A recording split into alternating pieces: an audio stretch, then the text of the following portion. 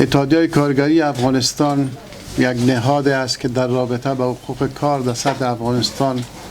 فعالیت‌های خود دارد و همیشه در دفاع از حقوق کارگران کار کرده و کار میکنه تا بتانیم که چطور معضل بیکاری و زمینه‌های اشتغال زایی را به مردم افغانستان زمینه سازی بکنیم. ما من از یک نهاد مسئول در پالوی دولت و خصوص حال امارت اسلامی افغانستان متحد هستیم که دوش به دوش کار بکنیم تا زمینه‌های اشتغال زایی را به مردم افغانستان مساعد بسازیم و تا بتانیم جوانان ما که امروز بیکار هستند و کار ندارن و کار حقشان است که کار داشته باشن و این زمینه‌ها را ما بتانیم مساعد بسازیم. امروز یک بحث از کار ما بسیار مهم اساسی است که ما در رابطه با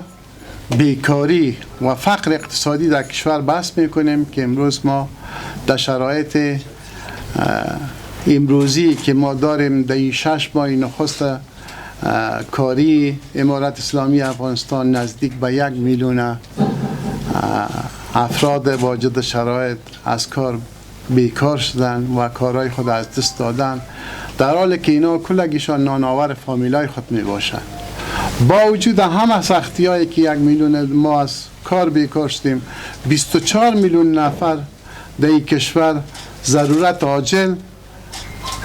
و کمک های اولیه دارند که در شرایطی که امروز ما میبینیم بانک ها بسته هستند، رکود اقتصادی با آخرین درجه های خود نزول کرده